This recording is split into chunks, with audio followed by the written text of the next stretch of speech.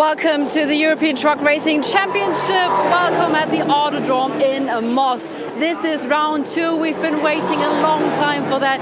And here you can hear some NASCAR action behind me, but we're going to see some truck racing action. Of course, we are so happy to be back. 17 drivers on the grid we will see today. But let's have a look back first, because as you might have noticed, we must cancel the truck racing weekend at Nürburgring due to the devastating floating catastrophe in Germany. And Rolf Werner was responsible at that weekend. Rolf Werner, let's have a look back to the Nürburgring. What happened? Nürburgring, yes, my home race. We had to cancel it due to the flood disaster. Ambulances, doctors, firefighters had other things to do than truck racing, and honestly nobody from us was in the mood to do a race, so it had to be cancelled in any case. And on the other side we again saw what a big family the truck family are and is, and everybody took all his food for the weekend, which was prepared, all his water and everything else, and went down to Ardenau and gave it to the firefighters and to help a little bit. And even after the Nürburgring, they didn't forget it. They came back from their workshops to help during this flood disaster. So Nürburgring.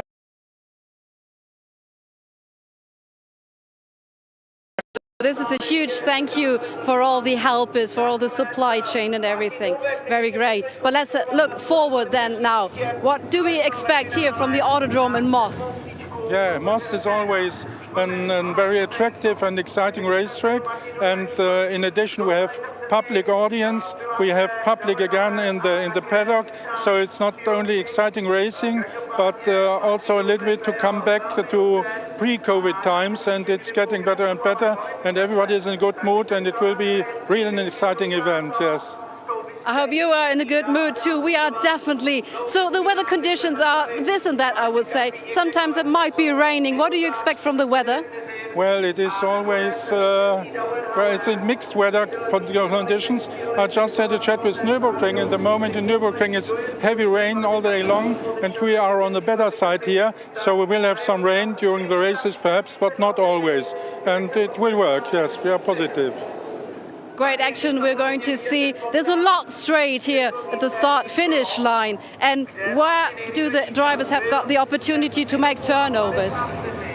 Well, you mean the long straight here? Yeah, the straight is at the end of the straight you're coming directly into the chicane, so you have the possibility at the end of the straight for overtaking. It is always very close, and maybe they touch each other, but it's a good opportunity to overtake here at the end of the straight in any case, yeah. Thank you very much, Rolf Werner. Back to your job, to your main job, of course. Thank you very much. And we're going to say here directly where the action is going to happen. But first of all, we're going to have a look back. What happened at the Hungaroring? Let's have a look.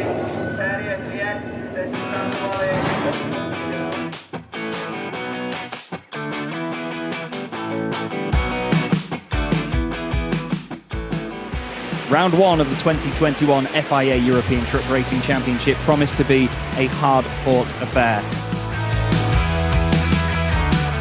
A problem for Norbert Kisch, later diagnosed as a faulty boost pipe, would mean that Sascha Lenz would take the race lead.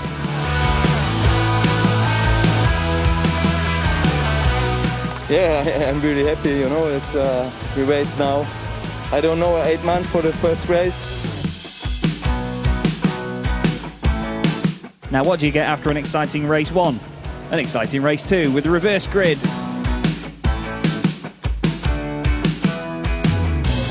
All fired up though, Fast got going once again. And ran down the hill towards turn 2, checking whether anything was wrong with the truck. And he would soon find out that yes, there was. Unfortunately it wouldn't turn in for turn 2, and he went straight on into the barrier. Luckily, he was saying, oh, I might not say this, but for us it's very good hearing. It was kind of a soft crash, and this is the best news of the day.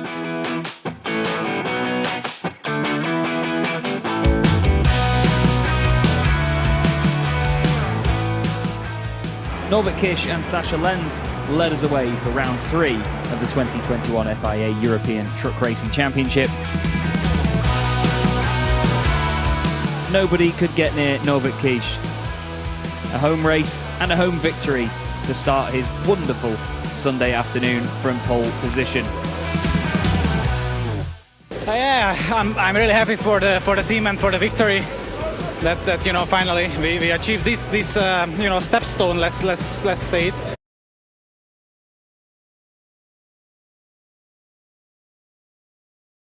That we really want to achieve yesterday.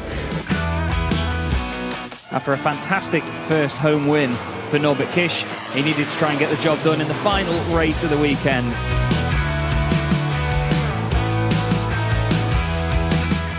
Norbert Kish was absolutely over the moon, and so were the fans as he took his second win of the day from Steffi Halm, Adam Lachko. Shane Brereton won the Goodyear Cup for the second time today.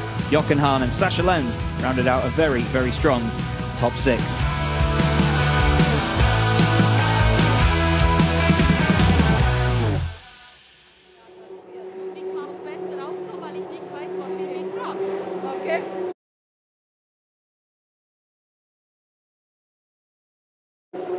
Was möchtest du erzählen? Ja, was fragt ihr mich? Na, ich sag mal so, dass du natürlich total viel Aufwand betreibst, einfach dabei zu sein. Ja. Ja, und so viel Freude mit reinbringst. Und das fände ich halt das Spannende daran. Dass du eigentlich ja wie du mir das erzählt hast, von Fan-Dasein bis schlussendlich zum Team. Genau. Und den Auflieger, hast du den gesehen? Nee, hab ich nicht gesehen. Nicht gesehen? Nee. Musst du schauen, wir haben nur Auflieger umgebaut. Okay. Steht neben dran. Okay, musst du mal gucken.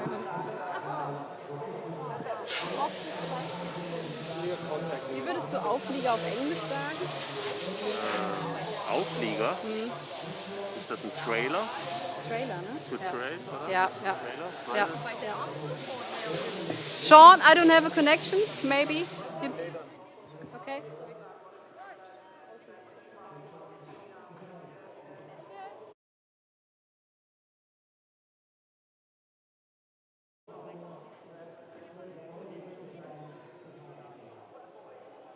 Well, good morning, everybody. Welcome to Autodrom Most in the Czech Republic, and welcome to the second race meeting of the year for the FIA European Truck Racing Championship. My name is Chaz Draycott, and I'll be guiding you through all of the action this afternoon. And to be honest, it's bound to be another brilliant day of racing, a brilliant weekend of racing. In fact, we have 4 races coming up for you, 2 today and of course 2 tomorrow as well. But before all of that, we need to get into qualifying. We have the first of the 2 qualifying sessions this weekend coming up very shortly. That will be followed by the Super Pole session as well, where the drivers will basically get a chance to go out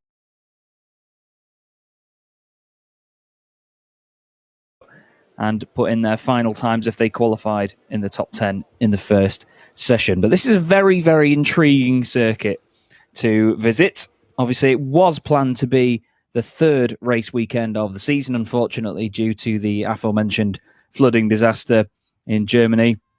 The 6 races at the Nürburgring had to be cancelled because, of course, there were more serious things going on that needed to be sorted out. But as you heard from Rolf there, the entire truck family, the whole One Truck Family name that the series and, well, the truck family gives itself, all came together and really helped out with all of the firefighters and all of the people that were suffering from any sort of issues that were involved with the flooding. It was a terrible, terrible time, but everybody in the FIA ETRC came together so well to help out, and it was fantastic to see how determined they were to make sure that everyone was okay. It was a wonderful, wonderful thing. But back to this fantastic and rather old circuit here at Most. It was built between 1978 and 1983. Officially, there is 21 corners on this circuit, which is a lot more than any sort of Grand Prix circuit that you would see. This circuit hosts the World Superbike Championship, ETRC, and of course Euro NASCAR. But we have Christina back down in the pit lane, ready to... Yes, absolute wonderful people, of course. Current leader with 40 points of the pack is Sascha Lenz, and we've got the supporters here right now. We're going to chat in German, so I might translate. This is Silvia Lenz, the mother. Ich spreche mit dir auf Deutsch und dann übersetze ich, so machen wir es. Natürlich sind die Erwartungen sehr groß. Great expectations, of course, from the leader of the pack right now. Was sind denn eure Erwartungen? Unsere Erwartungen sind eigentlich gar nicht so hoch gesetzt. Wir werden unser Bestes geben und ich weiß, dass wir gut vorbereitet sind und der Rest wird ganz einfach im Renngeschehen entschieden werden. She's saying that, well, their expectations are actually not that high. A bit of understatement going around here, but they're really very well prepared, of course. And so, yes, but we'll see what's going to happen during the races. At the Hungaroring, he was, as you might have noticed, Chaz, as well, he was very on a secure way, not trying to collide with someone. Maybe that's his tactic as well. Beim Hungaroring hat eher darauf gesetzt, hier mit anderen in Kollision zu kommen. Sorry, ich kann kein Wort verstehen. Okay, the trucks are starting. We give it a try as well. We can't hear anything. They're going round on the formation lap right now. Just we're coming back soon after the trucks passing by because Sylvia Lenz did not quite understand what I was talking about. That's because of this. Of course, because of our social distancing, we're trying to keep. You see Heinrich Hecker passing right now by Rini Reinert coming up next. The Team MV commercial. This is the last truck right now, and then we might hear a bit better. But this is the action we're trying to see. Oh, it feels so good, to be honest, to be back here. So let's give it a try as well. Sylvia. Die Taktik, die ihr fahren werdet, ihr habt bei dem Rennen beim Hungaroring, habt ihr vermieden, auf Kollision zu gehen. Ist das auch etwas wieder, was ihr dieses Mal auch wieder machen wollt? Ja, auf jeden Fall.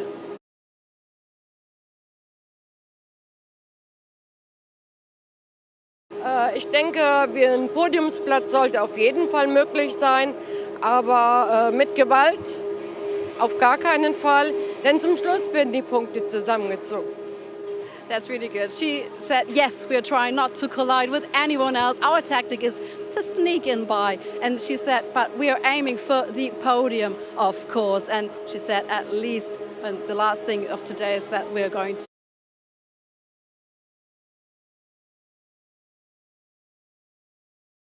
to see how many points, so this is right now, we're going to get. I'm sorry, I was a bit confused. Jane Rona Biegler is here. She has got a special story for us to tell, because first she was a fan.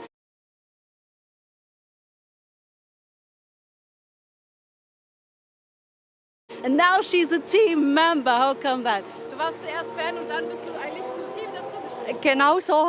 Genau so ist das abgelaufen. Genau. Erzähl mal ein bisschen, wie kam es dazu? Ja, eigentlich ist mein Mann schuld. Der hat mich mal zum Truck Racing geschleppt und ich habe gesagt, ja klar, komme mit, kein Problem. Jetzt bin ich fast die Verrücktere von uns beiden, wobei wir sind ja beide im Team Lenz inzwischen. Also hätte man mir vor 10, 12 Jahren gesagt, dass wir mal Teammitglieder sind, hätte ich gesagt, mich juckt's hier.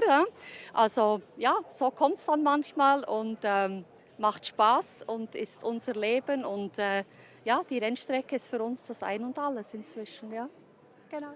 She said truck racing is our lives, and at first it was her husband going to truck races, and she accompanied him once a day, and she said, well, if you have told me 12 years ago that I will be joining the team here right now at truck racing, I would say maybe you're, and you saw that gesture, I might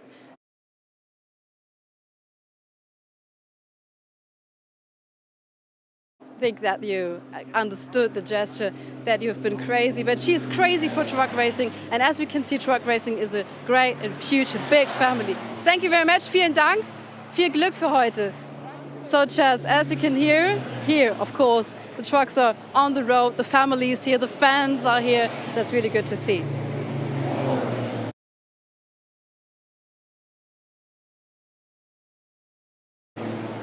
Yes, it is indeed. Thank you very much, Christina. And as she pointed out there, very rightly, the trucks are on circuit. Absolutely doing their best already. So the first qualifying session of the weekend very much underway. We had a quick look there at the number 24, which is Stefan Faas in the Tank Pool 24 Racing Scania. He was the one that had that huge accident in race 2 at the Nürburgring, which curtailed the action there and meant that we only got 3 of the 4 planned races that weekend. But back out again, kicking the back end out through the first chicane. As I was mentioning earlier about Autodrom Most, there are 21 corners around this circuit. It's a very twisty one way then the other circuit. Quite an old school racetrack, but wide enough for these fantastic beasts to make their way around. This is turns 6 and 7 that Stefan's coming through now. He's got another little right-hander and then another quick left, turns 8 and 9 into turn 10, which is a hairpin. It's a very flowing track, so any moves that you make here in these races, if you chuck it down the inside of any of your competitors, it will mean that you and them are both compromised in terms of your pace. There is the very quick turn 12, the right kink just before it was turn 11 apparently. Then we've got turn 13 on board now with Stefan Faas.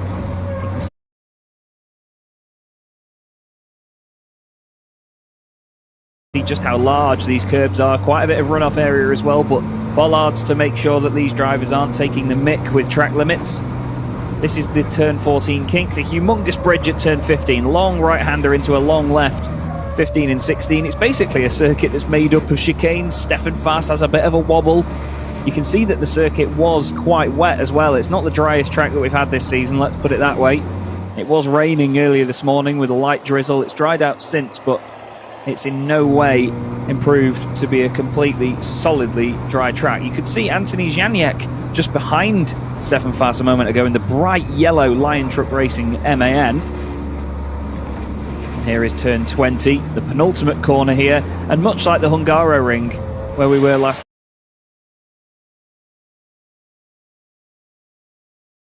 time out, you come round this final corner that sort of follows the pit lane all the way around with a lot of curb on the inside and across the line down the very, very long straight that we have here at Autodrom Most. It goes downhill on the most part, then levels out just before the tight chicane at turns 1 and 2. But it's Norbert Kish that is fastest at the moment with a 2:02.8, just over a tenth of a second ahead of championship leader Sascha Lenz. Sascha has 2 podiums to his name and of course won the first round of the season. Third place at the moment is Jochen Hahn. Andre Kurzim in 4th position. We also have another Hahn on the grid this weekend, which is the number 22 truck, Lucas Hahn, which is in the Chrome class. Now let's not forget about the 2 classes as well. We have Titan and Chrome. Titan is basically drivers that are a previous champion of the ETRC in the last 10 years, or any driver that finished in the top 8 of last year's standings. On top of that is any driver that has finished higher than 6th in any Superpole sessions, or any drivers that are categorised as platinum by the FIA. Now, drivers that are in the Chrome category are basically drivers that don't fit the bill for that, essentially, and they're in what's known as the Goodyear's Cup or the Promoters' Cup. It's dedicated to new talent to the series, in addition to regular entrants who can fight for trophies and podium appearances within the competition. So they don't need to be winning races outright. They have their own class, basically. It's almost like Pro-Am, you could say. Here's an onboard view now with Sascha Lenz. I actually had the pleasure of sitting in one of these, a similar racing truck at Thruxton in the UK. About a month and a half ago now, I was commentating on the British Truck Racing Championship, and the cabs in these trucks are very, very small. You'll see these drivers and think, wow, there's a lot of room in there, but honestly, there's not a lot of room at all. And you'll see the Freightliners of the Bagheera racing team, who are having their home races this weekend in the Czech Republic. And because of the nose of those trucks having a smaller cab further back, there really isn't much room at all. But Sascha Lenz, championship leader, looking very comfortable at the moment with all of the gadgets and wires and all sorts around them. There's an insane amount of technology in these trucks. A lot of them, of course, limited to 100 miles an hour for safety reasons and, of course, to keep it fair. He's got Jochen Hahn just in front of Stefan Faas there. And there's the number 17, the Brit, Shane Brereton, in the TOR truck racing machine. But there's your reigning champion just in front of us. Jochen Hahn currently sits 4th in the championship on 27 points. And when you compare that with Sascha Lenz 40 points, it seems like he's a long way off. He's had 1 podium to his name at least this season. But both pole positions so far have gone the way of Norbert Kish, taking pole position at both of his home races. They come back into the pits after doing their first flying laps. This is sort of normal protocol for the trucks. They bring them in just to check everything's still working properly, make sure nothing needs doing. They'll give the truck a moment to cool down, and then they'll go and take it out for as fast a lap as possible. A very bright yellow and fluoro orange helmet of Stefan Faas. One of his media members taking a picture there. Tyre pressure's being checked on Norbert Kies's truck. The number 41 machine. A very, very pretty machine. But look at that. You can see the angle that the wheels sit at there. When they really turn them in hard, the wheels, honestly, they look like the suspension has collapsed on the front when they turn the wheels in. But that's just to help them get as much contact as they can. Team members having a chat there with Norbert Kies. But he'll be happy at the moment knowing that he's on pole position, but there's not much of a margin between the two of them. Sascha Lenz, like I say, within 0.2 of a second. Everybody, actually, after Kies, Lenz and Hahn, was over 1.6 seconds back. Although Adam Lachko, who is also having his home races here, the Czech driver, goes into 4th place, 0.8 of a second down.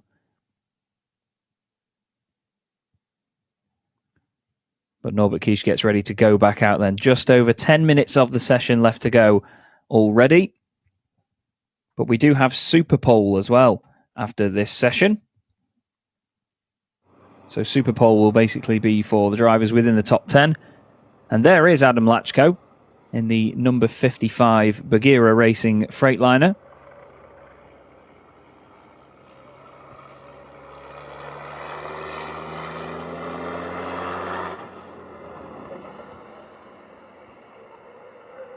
You can hear the fantastic noise of the turbochargers in these trucks. It was great to see these things in action for the first time. Admittedly, not the European Series trucks, but to see truck racing in action in person is a real experience. If you do get a chance to go and see any, wherever you are in the world, I do urge you to go and do it. It's just phenomenal to see these trucks being launched around racing circuits all over the world. These things weigh 5,300 kilos at least. That's the minimum weight. And over 3 tons of that needs measuring at the front wheel. I've just had word that Christina is back with somebody in the pit lane.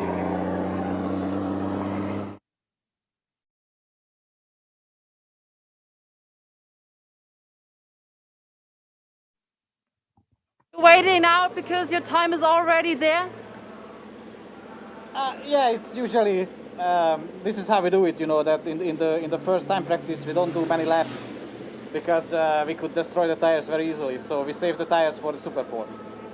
Thank you very much. He's saving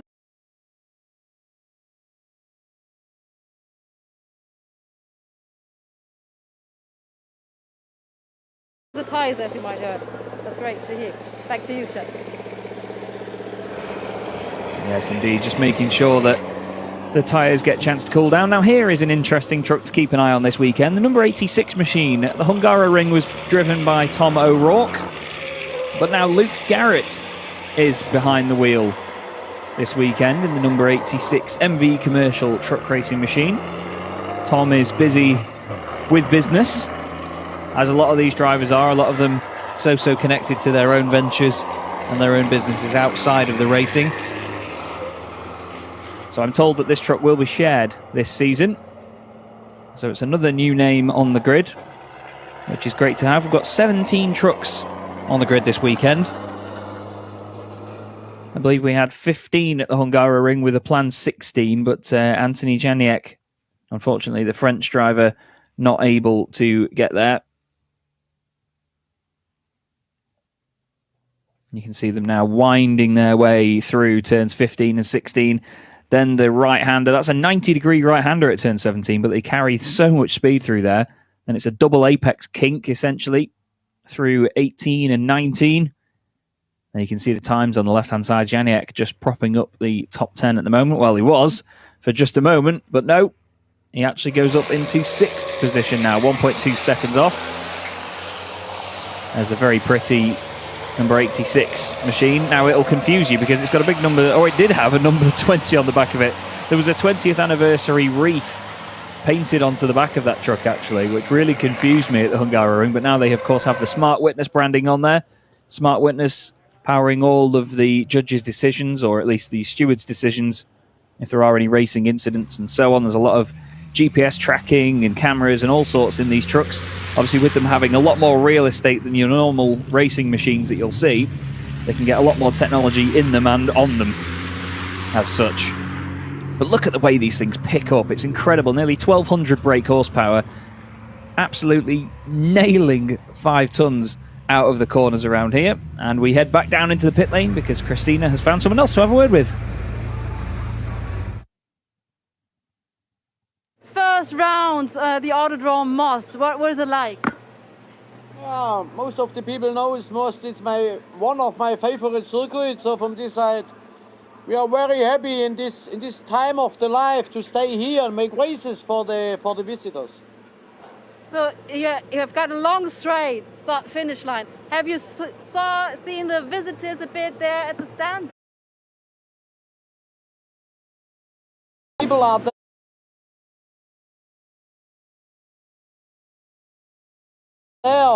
It's also for us a different kind to make races, you know. Thank you very much. You're welcome. Best resume of the day already at the qualifying. This is why we do this.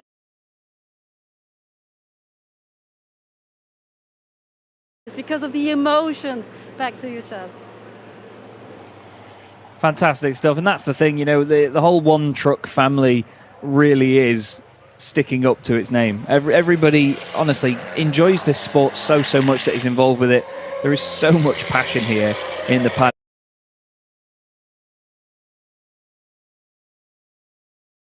with these guys. I absolutely love it, and it's a shame I can't be there in person, admittedly, but you know what, I will be very pleased for the first time that I can go out and visit this series in the flesh, because having seen these trucks or similar trucks racing in other series, I can tell you it'll be amazing to watch. Here's Antonio Albertetti in the number 23 machine, just having a bit of a moment there on the way into the hairpin at turn 10. Looks a little bit hesitant to get it turned in, but the thing is, you're slowing down 5 tons of racing machinery from very high speed very suddenly.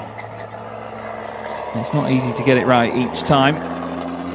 He's from the T-Sport Banao team, the Spanish driver, based over here in the UK. I've been following their ventures on social media, and I'll tell you one thing that's incredible about this series is the amount of spare parts. They almost have entire spare cabs to take with them to racing events. It really is a marvel to see it when you see them loading them up into the trucks and all sorts. It's incredible.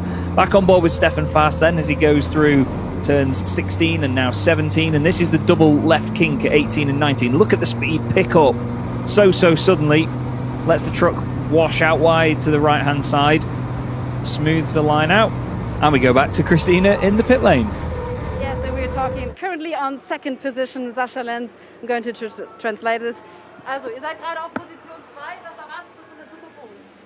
Ja, ich versuche mein Bestmögliches und hoffe natürlich, dass wir in die erste Reihe kommen.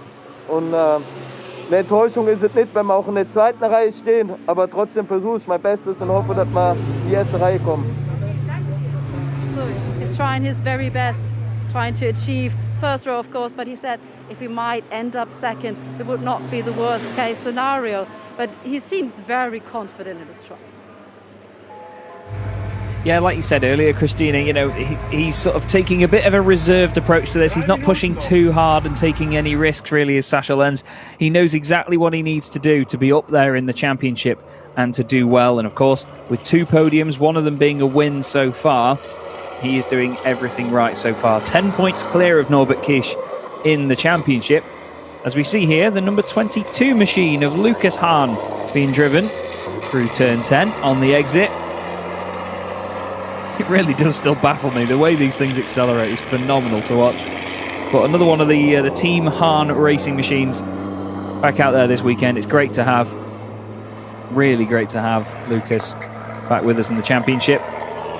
He got a podium in the Goodyear Cup last season, so he's got the potential to do very well indeed. Of course, pedigree with Jochen Hahn, multiple champion in the FIA European Truck Racing Championship. can see the conditions not exactly hot. It's not really heating up too much, to be honest with you. But the aforementioned Jochen Hahn is a 6-time European truck racing champion. He's looking to win his 7th title, do the maths, Chaz, this year. Great view of all the industrial estates and all sorts over there in the Czech Republic behind the circuit. Lucas Hahn goes for the line. He's currently 14th in the standings, and he does not improve his time, unfortunately. He was only 1/10 of a second off his best as well there. His best is a 2 minutes 4.8. He just did a 2 minutes 4.9. He currently stays 14th. Jamie Anderson has gone up into 11th position in the 33 machine. That puts him 3rd fastest in the chrome category. Shane Brereton fastest in that at the moment from Teo Calve. Don't forget, as I said, it's almost like Pro and Am, those two categories.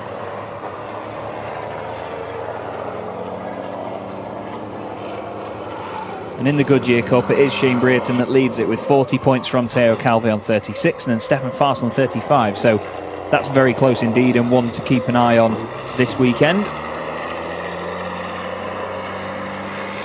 But there goes Lucas Hahn once again.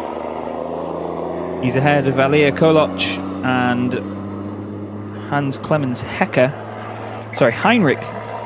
Clemens Hecker, I believe, who was celebrating his birthday not too long ago. The FIA ETRC had a wonderful post on their social media for him. They really do appreciate all the drivers and teams as well. In just the short time I've been with the series and everybody involved, you really just get the idea that everyone knows everyone, and it's great. Really is great to see.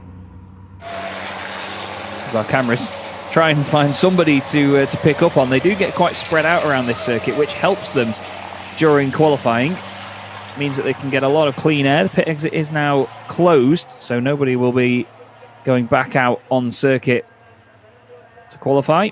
And the checkered flag is out, that'll be why. I thought there was at least another minute left. It certainly, time flies when you're having fun. But it looks to me like that is the end of the session for Lucas Hahn. He's not going to be doing a quicker lap. There's Andrei Kurzim, currently 8th at the moment. Janiak has now jumped up to 4th place, so he's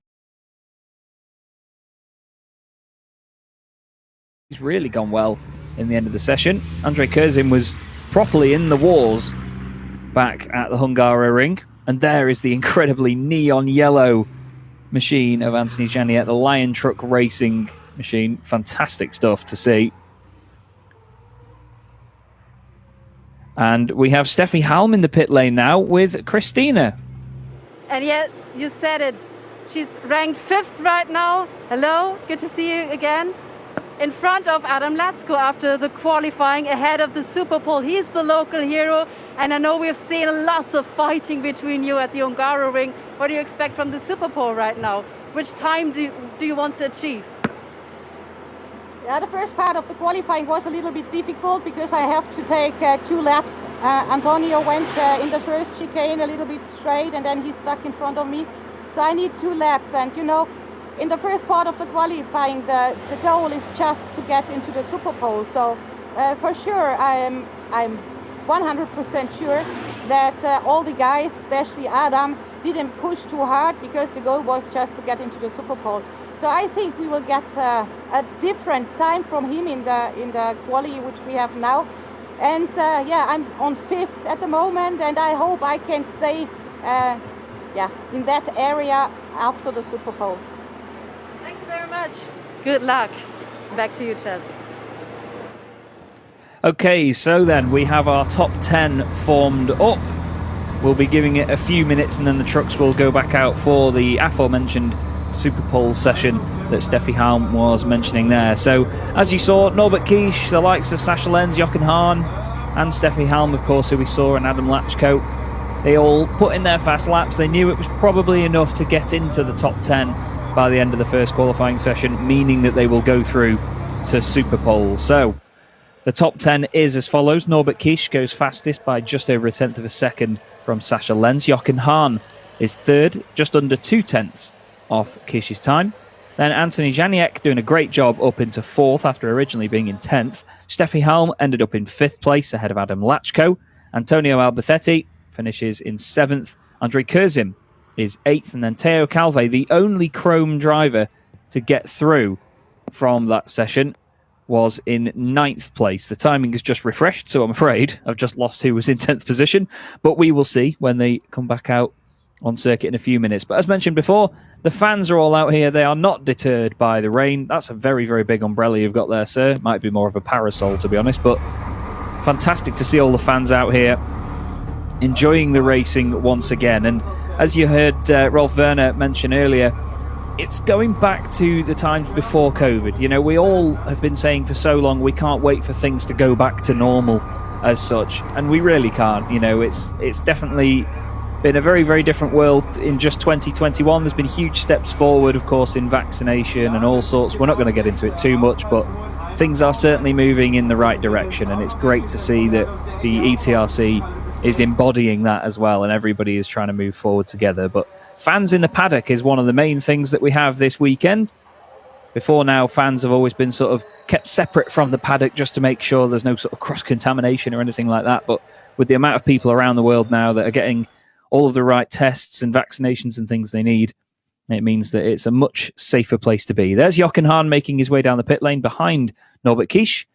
Well, behind Sascha Lenz now, apparently, as well, as he comes down to line up behind Norbert. I think they will go down there in order of how they basically finished in the first qualifying session. Great to get this onboard view from Sascha Lenz. You can see right hand on the gear stick there, ready to get things underway. Now, the drivers have so much more visibility in these trucks, of course, than you would get in your normal sort of racing cars, which are kept as low down as possible. The cabs being so high in these things, they can see a lot more around them, so you get a lot more spatial awareness. There's a hell of a lot of close racing going on in this championship, and I mean, if you want examples of close racing, you need to go back and watch the battle that Christina mentioned there with Steffi Halm, where she was racing Adam Lachko at the end of their race at the Hungaroring. I think it was the end of race 4. It was absolutely incredible fun to watch. Really incredible fun. They were giving as good as they got, knocking 7 shades out of one another, but in the best of ways, and they both came out of it smiling, loving the racing and being grateful to be there. But the rain is now coming down quite severely as well, actually, just in time for Superpole. So while I was saying that the track is drying out, that is now a distant memory very suddenly, as we have wet conditions here in the northwest of the Czech Republic. And we hope you are having a good Saturday morning so far and continue to stick with us this weekend. As mentioned, we have this qualifying session and Superpole. And then later on in the day, we will have race 1. And then, of course, race 2. We should be with you, as I check on here, about 3 o'clock local time. So about 5 to 2 in the UK for race 1. And look at the speed that these things are still going in the torrential rain. I think Norbert Kisz knows that he needs to get out there as soon as possible and set a lap before the circuit gets any wetter. The race 2 broadcast, by the way, will be with you about 4:15 UK time, 5:15 local time in the Czech Republic. But you can see just how shiny the surface is getting already. Now, the steam that you see coming off the front wheels as well when these trucks really slow down and get hard on the brakes is actually water being sprayed on the brakes to cool them down. The drivers have control over cooling their own brakes while on the move. So not only are they actually steering the truck, hitting the brakes, and of course making sure that they change down to the right gears, they have to control the water being sprayed on the brakes as well. It's an incredible art form driving these trucks, but different levels of standing water on different parts of the circuit right now is one of the main things to point out. Let's just hope none of them get caught out by it, as this is their first lap back out there in these changeable conditions. You can see the sky on the left-hand side there very much says rain, and the sky on the right says maybe not rain. But they're all filtering through turns 15 and 16 at the iconic bridge here at Most. And look, it almost still looks dry at this part of the circuit. This is the last couple of corners, turns 20 and 21. And Norbert Kish looks like he could just get his foot down and drive it as if it was a normal dry circuit. So it turns 10 to 15. And Christina has a weather update for us, I think. Yes, indeed, I do have the weather update. As you can see here, it's not raining at all. This is very strange because I heard you saying raining coming down a lot, but I don't need my rain jacket right now, but maybe some sunscreen. Yeah, it's very, very strange. It's one of those circuits. It's quite a narrow, sort of long circuit. I mean, you can see now Norbert Kish kicking up a load of spray as he goes down towards turns 6, 7, 8, 9 and 10. And then all of a sudden, when they get back on, it's like they're in a different country with the weather they've got right now. You can see a dry line sort of being pushed apart by the humongous tyres on these trucks. But yeah, it's a completely different weather dynamic altogether here. It's almost like the Nürburgring. They say that the Nürburgring has its own climate, but Sascha Lenz with, well, hopefully a good view through the lens right now, with all of the rain being smacked off the windscreen by the windscreen wiper. You can see him going up the gears out of the corners, doing a lot of this with just one hand on the wheel as well. These trucks have a lot of very powerful power steering. He's still got one hand on the wheel through there, making sure that he's in the right gear, of course. Oh, I think he's radioing in. Oh, he's gone off, actually. He's off the circuit, coming back on. That was a bit of a correct time to go and sit on board there with Sascha Lenz. I think he's just saying, "Yeah, I've done it, boys. I've made a bit of a mess. Sorry." And they have red flagged it. They have red flagged the session. Unsurprising as well. You wouldn't want it to catch anybody out and cause an incident. Maybe Sascha not the only driver there to radio in and say, "Yeah, we can't race in these conditions, guys. This is raining too much." But look at that there. They're not bothered. It's not raining at all where they are. Incredible. But again, as I mentioned, it's a very long, thin circuit geographically. So if it rains at one end of the circuit, it can very well be dry at the other side with no rain whatsoever. You can hear Sascha's team there communicating with him. And we've had trucks spinning at turn 13, which is apparently why we've got the red flag. Turn 13, the right-hand kink just after you get out of the section where it has been raining a lot. So unfortunately, we have had some drivers go off. But that Marshall doesn't need a rain jacket either. Incredible.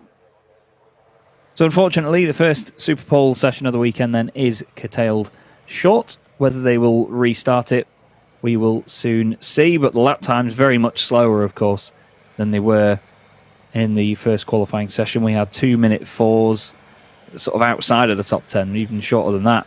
But the fastest time set there was Norbert Kish with a 2:16. So a big, big change, of course, due to the weather.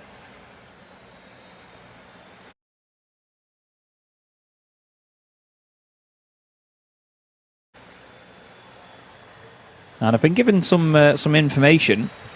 Thank you to Barbara, who sends me a hell of a lot of information behind the scenes here on the trucks and updates from the paddock and so on. She said that the Norbert Kish truck, the number 41 machine, has changed the front end of the truck, which basically features more and bigger air intake holes. But you can see that the truck is sort of more aggressive aerodynamically at the front. And Christina is back in the pit lane. Is it raining there yet? Yeah, it's not really raining, but we do see the trucks coming in here in different weather conditions. Of course, look at the tire here. You may see this. One tire not looking quite in good shape of this truck. To be honest, I'd like to change. And let's save our cameraman and let's save our lives here. I need to step back. I hope you can hear me still. Yes, you do. So we're directly here on the grid, but of course we do not want to disturb all the teams right now. They're a bit in a mood because they're not quite sure what happened as well. Because as you can see here, it is not raining. But of course, safety first, and this is quite good to see and to hear that all people from the ITRA as well are really concerned about the safety here. And as you can see, it is better to give a red flag. Yeah, for sure, that's it. You know, you don't want these things going off. We saw just what happens when one of these trucks goes off and goes into a barrier at the Hungaro ring as well, and it can curtail a lot more of the weekend's racing. It's not just the fact that, you know, it'll cause a 5-minute delay or have sort of a tow truck getting a sort of like you would in normal racing, a tow truck getting a car out of a gravel trap. You know, it's a very different operation altogether when it's one of these trucks that goes off. There was damage, though, like you say, to the back of Anthony Janiek's truck there. The right rear looking like he clipped something. There are marshals out on the track, as we see here. They're in torrential rain, trying to clear anything they can off the circuit, debris-wise, any gravel. Now that looks like where we saw Sasha Lenz going off through the left-hander. You can see some sort of tracks and imprints in the grass. And the marshals are going to try and clear the water away. There's a lot of standing water there. And that is the damage to Janiek's truck. Look at that, it's shredded the wheel even. That's why it's destroyed the tyre as well. That'll be cutting into the rubber. He's definitely hit something there. Maybe even just bounced across the grass. Even if he spun off, these trucks have such soft suspension. You'll see them leaning in and out of corners. Even if he does have a big bounce on the grass, it could even just pop the wheel up into the bodywork, and then of course it's deformed the wheel. But I'd imagine he's hit something a bit more substantial there. And there are some of our we're very grateful to have the marshals. At the end of the day, we can't go racing without them. But you can see there the sunshine in the background, but then torrential rain here at the circuit as they all try as hard as they can to clear water away into the grass, to at least try and drain it away. But through there, it's not really where you want to have these sorts of conditions. That is the kink at turn 12 up to turn 13. That is the right-hander where reportedly some of them have gone off. And that is just after where the heaviest of the rain was at turn 10. Our camera that we're looking at, well, looking from here, is based at the inside of turn 10. And you can see the scale of the circuit. I mean, when you see the trucks out there, it looks like the track's very small, but you can see this is a very wide circuit indeed, as one of the circuit vehicles there just making their way on just to try and check what the surface is like. But an unfortunate delay for the session here, but as Christina alluded to, safety first.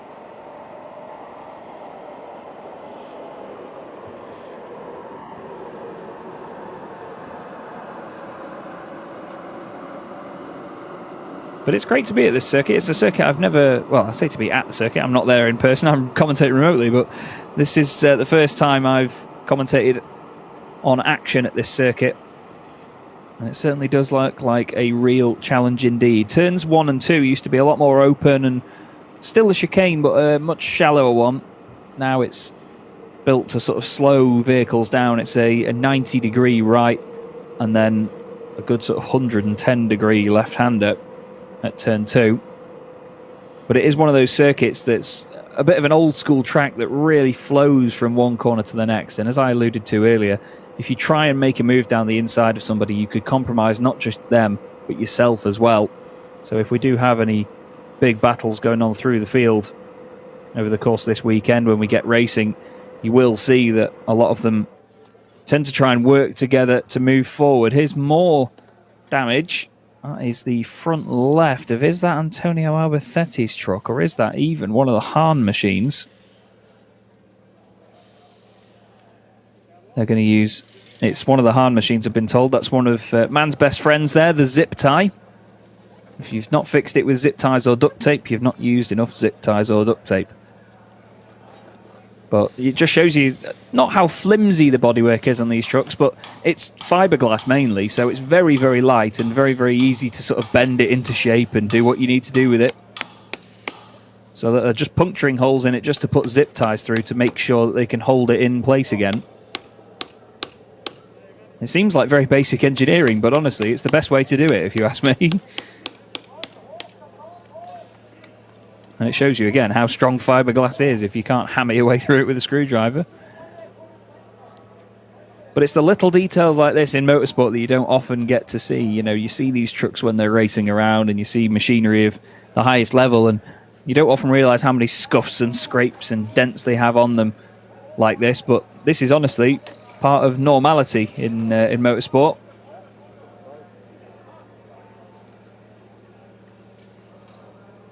Sometimes you have to fix it with some of the simplest solutions. And at the end of the day, if that body panel stays on, it stays on. But just don't get fiberglass in your fingers, because it is not nice. But the team's working furiously now, as you can see, to make sure that they can get that truck back out there. And water and dust and all sorts still being cleared away. Just to make sure that even if the drivers do run wide on a drying circuit, there's not too many marbles and loose surfaces out there for them to get caught out by. You can see there's still a lot of gravel there kicked up on the outside of turn 12. And again, that's a different thing for truck racing compared to a lot of other racing, is that these things are so big, they do kick up a lot more dust and gravel and all sorts onto the circuit when they do go off. Now that's one of the sort of intakes, or what the drivers use for aerodynamics, and of course for getting air into the front of the trucks there. In the bottom right, always looks like a socket where a headlight should be.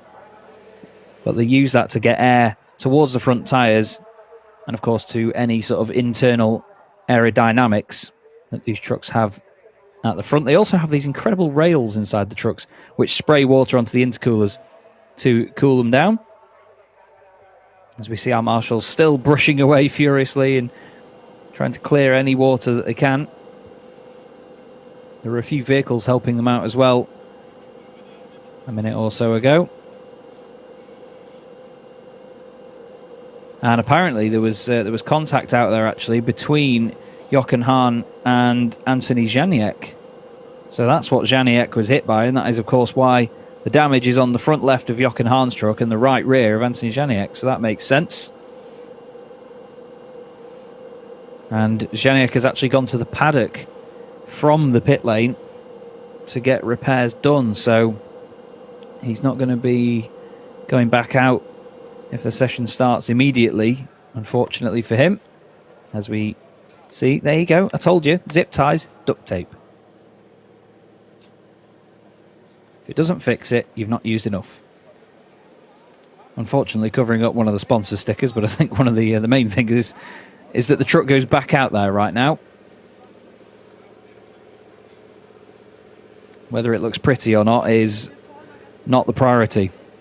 But as you can see, fiberglass, while it does bend and move, it does crack. So you do need to be able to make sure you cover those cracks so it doesn't split under any of the load or any of the air flowing over it when the truck goes around. Again, hats off to the marshals, because they're staying out there in the horrible conditions to make sure the rain is cleared away. Although it does look like it is stopped raining quite quickly. Christina, have you still not got any rain down there yet? No, still not any rain, but a lot of duct tape, as you can see. And you see that truck racing is a family business, of course. If you see in the back, Lucas Hahn there, the son, of course, of Jochen Hahn. And they were watching our live stream on YouTube, as you, the fans at home, to get a bit of a knowing what happened. And they're ready to go. And maybe we can talk to Lucas Hahn. Lucas! German? Auf Deutsch. Du hast gerade mal schön im Livestream nachgeschaut, oder? Bei uns auf YouTube. Was hast du gesehen? Yes, he watched our Livestream. What have you seen? Also ich habe gesehen, dass die Strecke relativ trocken war. Wo ich draußen war, war die Strecke komplett trocken. Und auf einmal kam ein Regenschauer hinten in der Spitzkehre. Und das ist natürlich sehr gefährlich, wenn man kommt. Alles ist trocken, man stellt sich auf trocken ein und auf einmal ist alles nass. Da ist alle Achtung. Das kann echt schlimm ausgehen, aber ja, weitestgehend ist ja jetzt niemand was passiert oder so, aber das ist schon eine Sache für sich. He's describing the dangerous situations for the drivers. He himself experienced it. Dry soil, and then you turn around, and in the next corner it is raining a lot and lots of moisture there on the track, and this is dangerous for the drivers. And he said luckily it happened worse. So what do you expect for the rest of the day? Was erwartet ihr denn heute von dem Rest des Tages dann unter diesen Bedingungen? Wir sind alle sehr gespannt, ob das Wetter hält, ob es trocken bleibt. Wenn es trocken bleibt, wäre es optimal. Das wäre super für uns. Und jetzt schauen wir einfach, wie der Wetterverlauf ist. Und wenn es gut bleibt, dann haben wir alle gute Karten und hoffen, dass wir maximale Erfolge einfahren. She's just keeping fingers crossed for good weather conditions today, and so he's hoping that we can continue this racing event as safe as possible, of course. So this is truck racing as well. Thank you for watching us on YouTube. Thank you, Lochen Hahn and Lucas Hahn, the family members. And we see there, I think the duct tape right now is stuck and everything is fine, and they might be closing the door again, and he's ready to race again, and that would be good news. Yes, indeed. Fantastic to get that truck fixed in such quick time. As you saw for a moment there, we will be going back out on circuit at 12:15 local time. So great that the rain has subsided so quickly. And fingers crossed we can get a smooth sailing session back on track. At least, hopefully not sailing anyway, because it looked to me like they would have needed water skis or sails to get through the conditions that we had a few minutes ago. You can see the rain light blinking away there on the back of Adam Lachko's Bagheera Racing Freightliner. Adam Lachko, of course, having his home race here this weekend. So too is the team. 3 trucks in that team, of course. We have Adam Lachko, we have Teo Calve, and of course we have Elia Kolok. She's also a Czech driver as well, actually, so it's also her home race weekend. Only Teo Calve, not a sort of home driver in that team, being French. But Teo was very exciting at the Hungaro Ring a few weeks ago. Well, I'll say a few weeks ago. It feels like forever ago now, to be honest with you. It was a real shame we couldn't go racing at the Nürburgring, but as I've already spoken about, there were more important things afoot when that weekend was going on. So outbraking manoeuvres, let's talk about those. They're going to be the order of the day when it comes to the racing, because as Christina and Rolf brief, and as long as you can get the truck stopped in time for the very tight chicane at turns 1 and 2, you should be able to outbrake your opponents and go down the inside. But it all depends on who defends what line, because as a lot of you will have seen as motorsport fans before, when you're going into a chicane, sometimes it's best to be on the outside on the way in, because when the track changes direction and you go the other way, it puts you on the inside. So if you do see people going for the outside at turn 1, it would be a wise move, because you suddenly go left again at turn 2, and then it's a long left-hander after you get through turn 3, all the way around turn 4. As we see Jochen Hahn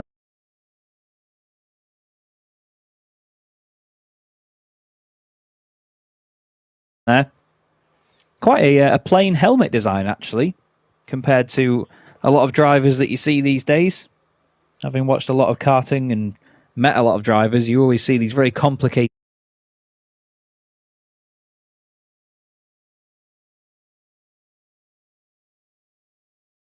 helmet designs that, if I'm honest, are hard to tell apart these days. Long gone are the sort of mid-90s, even sort of late 80s days of having drivers where they just have a sort of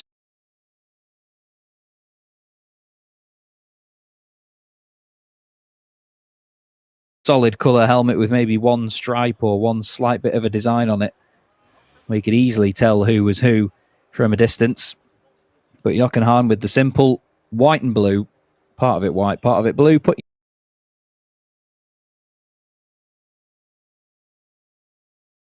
your name on it. There you go. That'll do. Some drivers don't need the flamboyance, it seems, but Jochen is flamboyant in his own way. Of course, a 6-time champion, fantastic driver, an absolute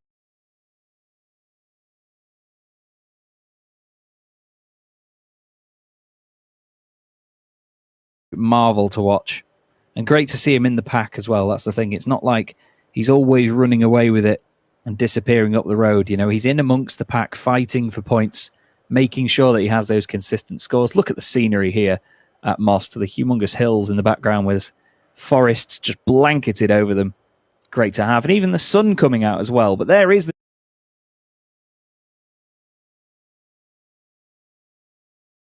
chicane as well. The secondary bridge on the left-hand side that you can see there is the 90-degree right, and then the very tight left at the first couple of corners.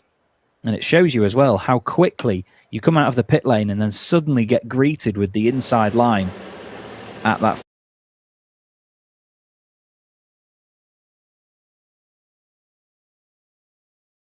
first corner. Now, you can see the honeycomb sort of cut out holes on the front of Norbert Kisch's truck there. We'll get another look at it in a moment, but you'll see that they are the improved sort of air holes on the front of the truck.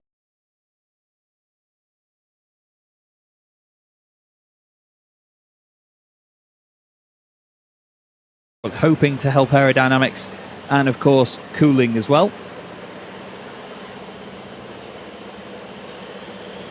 I'm intrigued to see how that does for the rest of the season. There is Adam Lachko.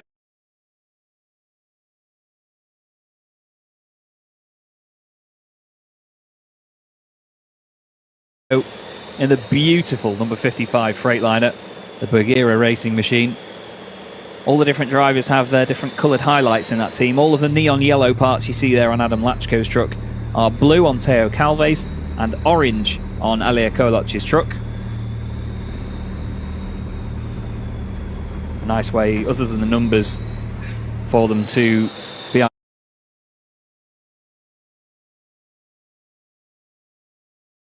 identifiable by us as commentators.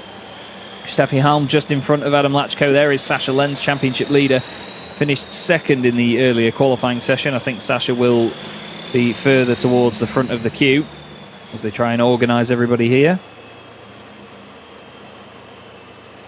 And there is Teo Calve, the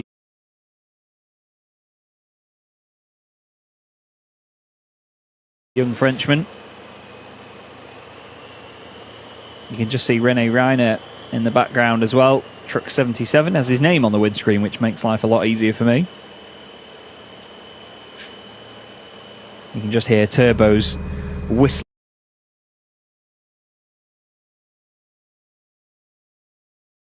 away as the trucks wait in the pit lane for things to get going. There is Teo, preparing to get his session underway once again. For the few laps that were put in last time round, he was 9th, unfortunately, but he is the only chrome driver in the field, which is basically the AM category.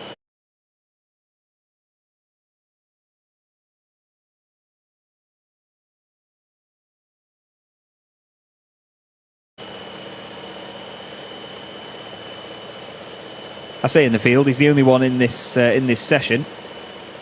As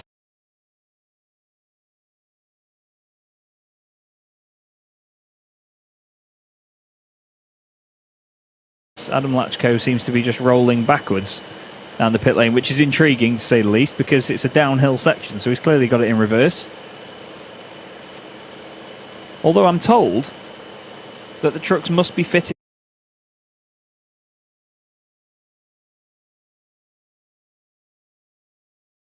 with an audible warning that sounds when the reverse gear is engaged, as it says in the regulations. So whether there is a slight sort of backwards downhill drop there, I'm not sure. Session gets back underway then. The timer has not been reset. That's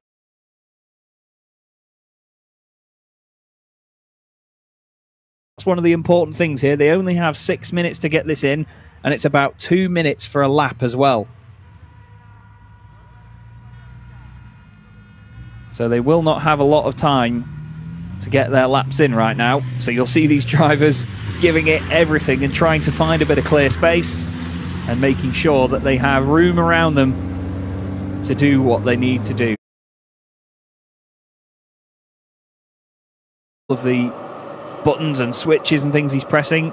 Still a lot of standing water down there on the way through turns 6 and 7. And then 8 and 9. A very windy section of the circuit where drivers have to have their wits about them. Sasha Lenz kicks the back end out straight on into the gravel. That shows you how wet it is. Is he able to keep going even with the massive torque that these trucks have? Yes, he is. These trucks have some 5,000 Newton meters of torque, but even that wasn't enough for Sasha there. Kicks the back end out massively. Great save. But wow, that was a sketchy moment for him. And that's how careful they're going to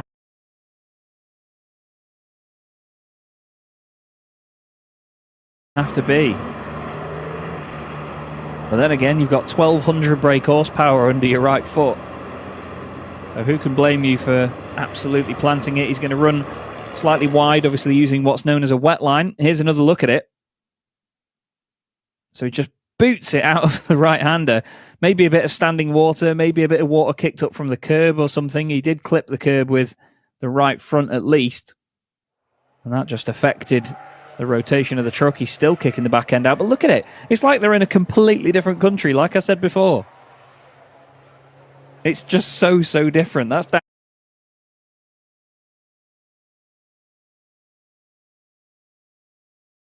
down through turns 15 and 16. That's only about 3 corners later from where we left him. And then all of a sudden, it's almost dry again. So there goes Norbert Kish through shot.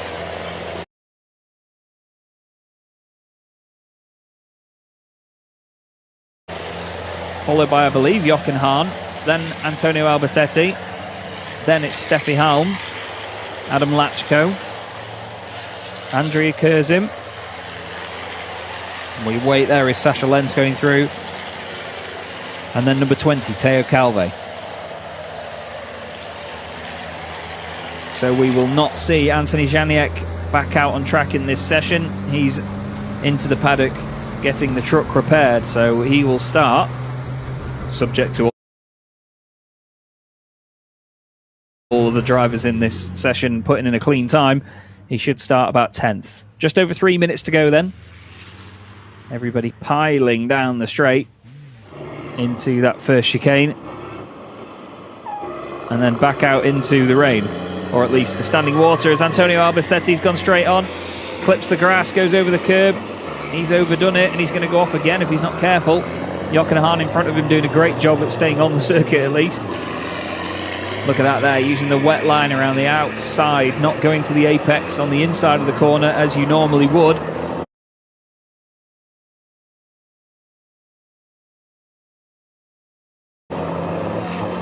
Wet lines are very different in motorsport. It's all about carrying the speed around the outside of a corner and not shortening the line too much and risking over-rotating your vehicle. Jochen then powers back up the hill. He's going to have a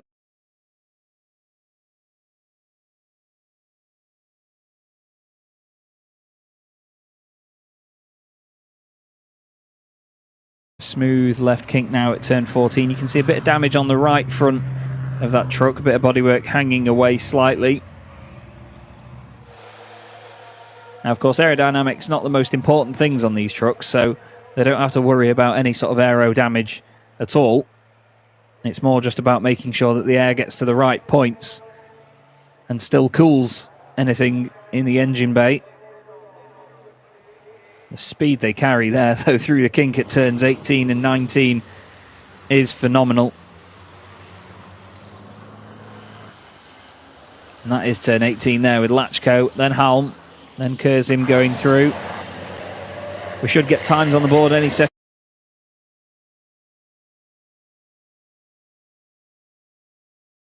Now Norbert Kish is going to put his time on the board. And he does a 2 minutes 11.3. Jochen Hahn goes for the line. What can he do? 2 minutes 13.0. So he's 1.6 seconds off. Albertetti 2.5 seconds off. Third place.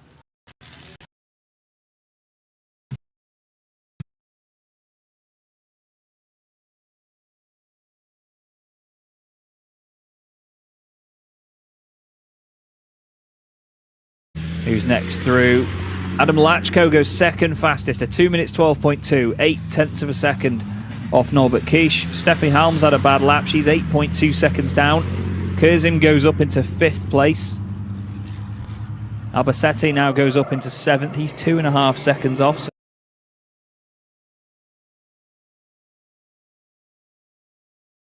So quite the spread. Sasha Lenz has gone second fastest with a 2:11.8.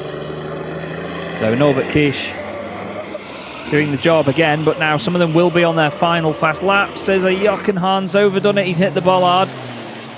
Oh, Anthony Janiak is back out on track. Wow, they've done a great job to get that truck repaired in such a quick time.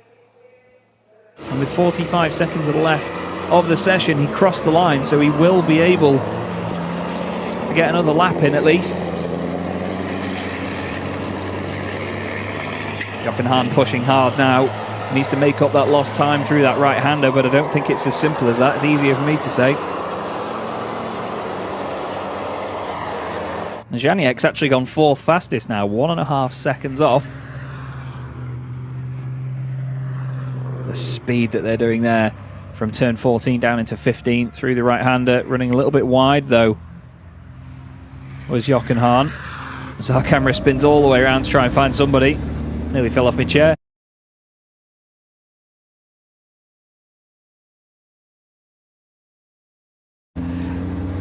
Back with Sascha Lenz then. Can he improve?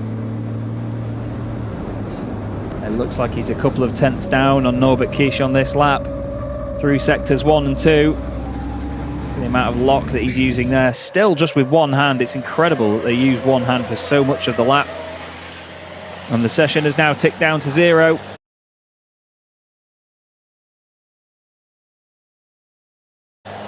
Norbert Kish goes for the line. It's a 2:11.3 as his best. What does he do this time?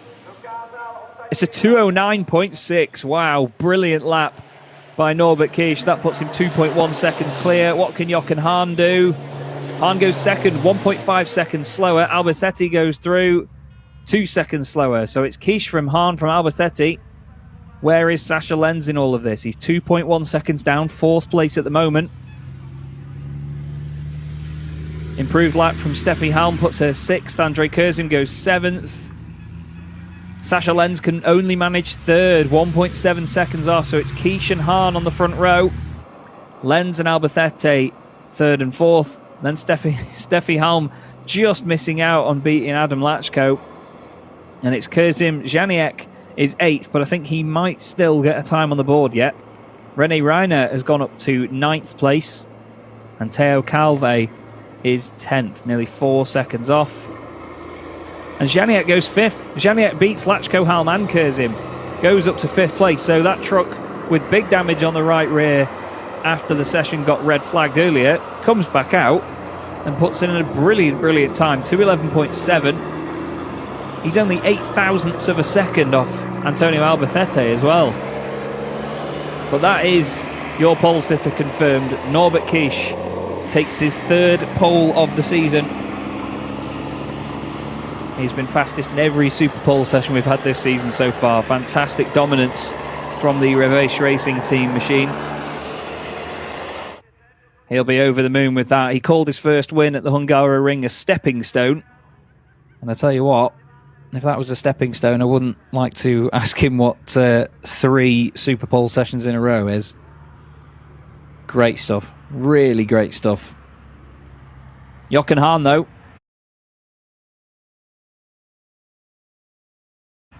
Returns to the front row. He wasn't on the front row at the Hungaroring. It was always Kish and Lenz. But now Hahn beating them to it. Lenz ends up 3rd, ahead of Albersetti. Then Janiek is 5th with Adam Lachko in 6th. So the hometown hero will have to do a lot from the 3rd row later on today if he wants to get a win in the books.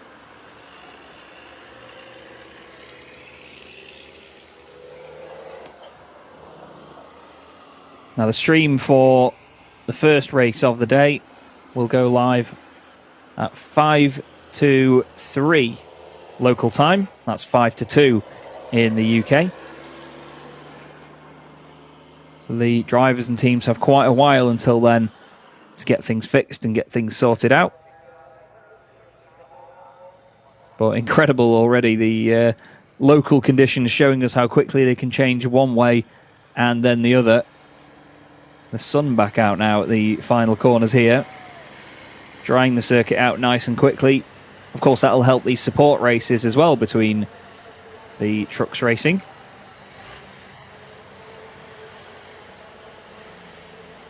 But I believe Christina will be very excited to see them come back into the paddock. and hopefully be with us very, very soon. You can see the bollards being moved away from the curbs there. That just shows you how big those bollards are, though. See the marshal at the bottom of the shot? Just showing you how massive those bollards are. Nearly 6 feet. But compared to the massive trucks that we have going around here, they look like normal-sized bollards. And as mentioned, Christina is there in the paddock, ready to give us a little roundup on what's gone on. Yes, we're driving around with the golf cart and we're trying to get a glimpse right now here of the paddock and all the team members going by feet. And we are literally on our way right now. We want to talk to Janiek, to be honest, because I think this is very interesting to get to know what happened exactly with his truck. We see now here Team Reves joining us on the ride, some on scooters. This is Paddock Live, as you can see. So we keep you informed as soon as we got someone to talk. Yeah, that's it. Paddock life indeed. If you've ever been in a motorsport paddock, you know how easy it is to nearly get run over by buggies and scooters and all sorts. It's certainly a place that keeps you on your toes. But there is the result. Norbert Kish takes pole position by 1.5 seconds from 6-time champion Jochen Hahn. If you're driving an MAN, though, it looks like you're going to have a good day. Sasha Lenz is third, 1.7 seconds off. And then look at that. Antonio Alberthetti and Anthony Janiak just separated by 0.08 of a second. Adam Lachko is sixth, ahead of Steffi Helm. Andrei Kurzim, René Reinert and Theo Calve rounds out your top 10 in that Super Pole session. Very, very close indeed, though, especially between the first couple. But Norbert Kish, in fairness, in contradiction to what I've just said, Norbert Kish, very, very strong up at the top, looking almost untouchable at the moment. As we see the trucks making their way back into the paddock now, a bit of a traffic jam for them, the natural habitat here in the UK for a truck. That is Sasha Lenz. 10 points are the difference between him and Norbert Kish in the championship. Adam Lachko sits second between them. He's on 32 points. Norbert Kish on 30. Sasha Lenz on 40. So it's Sasha's to lose at the moment. But that is the very bright neon yellow number 66 of Anthony Janiak. It's hard to miss, to be honest. Chaz, this is Christina. Just to give you a quick information, we are on board, but this is a kind of a different on board, as you might have noticed. This is the golf cart on board, and we are driving in front of Janiak. This is this special view you get from us today. This is the paddock, and you can see the fans alongside. Great to have all of them back. Lots of emotions, and everyone is taking out their smartphones to catch the glimpse of the trucks. And behind us, there's Janiak driving, and the truck from here, this perspective, seems in a condition that is all right. But as you said, there's some stripes. They fixed the door with that. So thanks to our driver, Andreas Ahn, who is a very good driver, I must say. So this is I was wondering if it was Andreas driving, actually, because he messaged me earlier. Yes, he is, absolutely, because I am busy enough talking to you, to be honest. So, as you can see, all the trucks finding their positions. Beautiful shots right here, aren't they, Chaz? Yeah, it's fantastic. And one of the best things about being in a paddock, especially when it's just rained as well, is the smell. It sounds really daft, and some people probably think I'm very strange, but honestly, the smell of a paddock when you're involved in motorsport, just there's not a lot that beats it. You get the smell of all the fuels, you get burning rubber as well. And to be honest, there's a certain smell called petrichor when a circuit and concrete has been dry for a while and then had rain on it as well. If you combine that all with motorsport, it's just a wonderful thing. I get overly excited about it sometimes, but if I'm honest with you, nothing beats being involved in a paddock. You can see the different scale of the awnings that they have here to keep these trucks out of the rain and keep them all under enough shelter. It's a lot bigger than you get for your normal sort of gazebos and things for other forms of motorsport, but everything is bigger and better in truck racing. It's just fantastic. But I believe Christina will have a word with Janiak when we get chance in a moment, because as we saw before, there was a lot of damage on that right rear of that truck. Jochen Hahn, of course, making contact with him during qualifying. Could have been anything, really. Could have just been a misunderstanding. Maybe he thought that Janiak was staying out of the way. Maybe Janiak didn't see him and moved across. anything can happen in motorsport, and it often does, doesn't it? But there you can see the scale of the paddock. You can see all the fans in the grandstand behind as well. Shows you the great numbers, the fantastic turnout that we have this weekend. And as a sort of motorsport community, we are so pleased to have the fans back. And I was at a motorsport event a few weeks ago, actually, as a spectator rather than as a commentator, and it was just nice to be on what we call the civvy side of things, to just be there, buying my own ticket and just enjoying it as it is without having to work. It's incredible. As on board with Stefan Fast, you can see now the truck hidden away, or it feels hidden away from where we are right now. In their awning, the truck will be getting worked on and everything prepared for the 2 races that we have later on today. There's Jamie Anderson just opposite in the number 33 machine. Didn't see much of Jamie in qualifying. I think he qualified quite far, not too far outside the top 10 actually. He qualified in 12th position. So he'll be hoping to have a very strong performance in the first one to at least hope to get a good reverse grid position in race 2, because let's not forget that these drivers, once they've had their first race, for the second race, the grid gets partially reversed. There is the remaining damage on Anthony Janiek's truck. There's a piece of the wheel there seems to have been punctured by something. That's incredible. Not sure what could have gone through there, but the team not looking too impressed at the moment. Hopefully they can get any problems that causes sorted out for later. And there you can see again now the weather is very quickly changed again. Christina still staying out of the rain though, and is back down in the paddock. Luckily not raining in this part of the track. It's so weird. One part it's dry soil, and the other part it is raining. And what happened to you in the truck, Anthony Janiek? Today I'm very happy. The first lap in Superpole, 7 corner with a Jochen full aquaplaning and a big crash. My team full speed for the paddock and change the wheel. 3-4 minutes maximum. It's very happy. I'm very happy. You seem a bit exhausted. I know your voice is not that good in this weekend, so tough conditions for you. No, not sorry. Thank you very much that you speak to us, really, to be honest. Can you describe what was new right now? Thank you. My truck today, it's okay. For the condition is very difficult. The raining, no raining, I don't know. What about the tires? I mean, you can't change in between 10 seconds, but how do you keep them dry?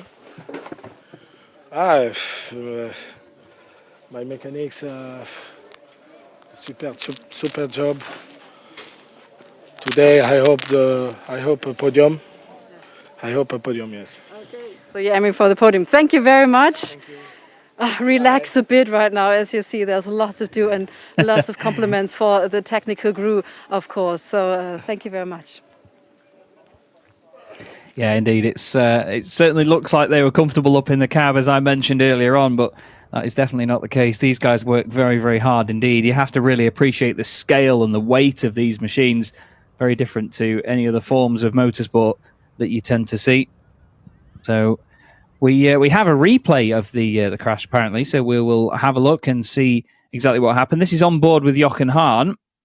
The two of them going straight on the grass, and that's where all of the gravel and all sorts got kicked up earlier on. And Anthony Janiek, there he is, arrives on the scene from the left-hand side, aquaplaning as well. Look at that, so many of them going off. So it was Anthony's truck spinning that really kicked up the grass, and of course Jochen as well. But that just shows you, even though, as I just mentioned there, the weight of these machines, they can still spin around and around and around. And here it is. He can't do anything about it and smacks into the side of Jochen's truck, almost going up the bank there as well. And the two of them managed to carry on, and he's very lucky indeed. I hate to say it, but he's very lucky that there wasn't still a truck coming around that corner there as he re-entered the circuit. They just about got away with that one there. And like you saw, the damage, it's all superficial on these trucks. There wasn't anything too severe, and it was all fixable by the time the session was over. But it can go just as badly wrong here as it can in any other form of motorsport. It's mad. Really, really mad indeed. But these guys wrestling around a lot. And as I was saying about Anthony Janiak there, you could tell that it was very tiring for him. They have to focus so much on making sure that they brake very early indeed. They cool the brakes and do all sorts as well. As you can see, some very, very different cars to what we've just been watching there. Some very different racing machinery out on track at the moment. But it's been a very intriguing and interesting qualifying and Super Pole broadcast. Norbert Kish takes pole position for the third time out of 3 sessions so far this season, and he will start the first race of the day from pole alongside his sparring partner Jochen Hahn. It's going to be certainly an interesting race to see how those two get on. Can Jochen get his first win of the season? He didn't have the easiest of times at the Hungaroring.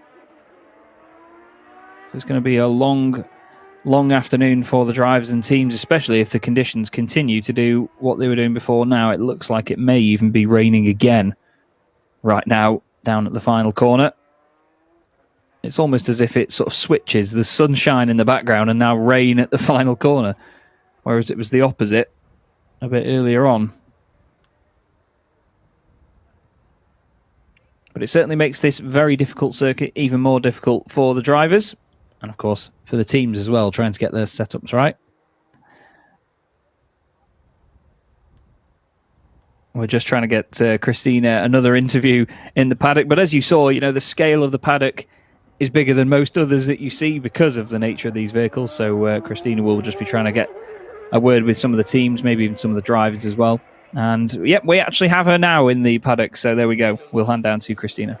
We are already live, Norbert Kish. What a race, in between sunshine, in between rain. But finally you came out as first. First description of the race for you. Yeah, it was epic. I've been racing for 15 years, but I never raced on such circuit. There was so big contrast, to one part of the circuit and the other part of the circuit, because in the middle sector it was so wet that before the red flag I was on the grass as well, and I think probably others were on the grass as well. And then after it was a little bit better, but still very, very wet. But on the other side of the circuit, on this side of the circuit where we are now, it was completely dry. So it was very unique. And it's not even, like the Nordschleife or whatever. It's most with, 3 kilometers or 4 kilometers of length, 4 I think. So, but still, it was epic, and I'm really happy that we could do this and make the fastest time in such difficult conditions. But it was really fun. And now you're ahead of race 1 in this weekend with these conditions. And our commentator Chaz Drakor said, seems like 2 countries sometimes that you're racing in. What do you expect from race 1? I don't know.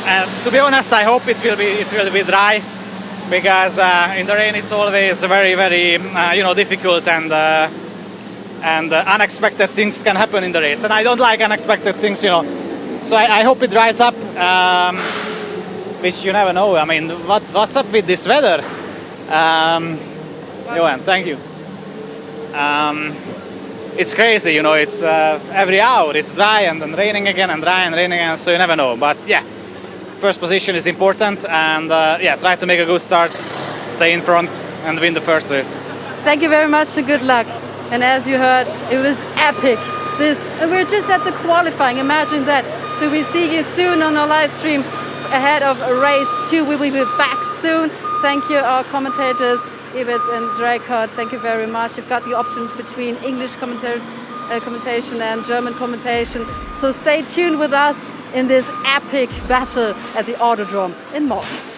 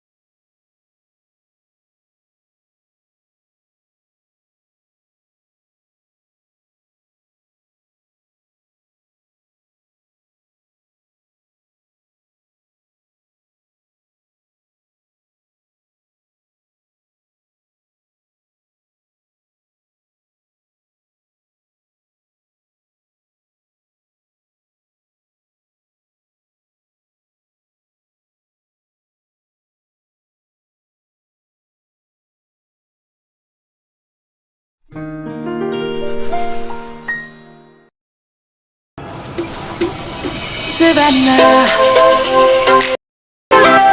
Savannah, the beauty of the world. Let's all take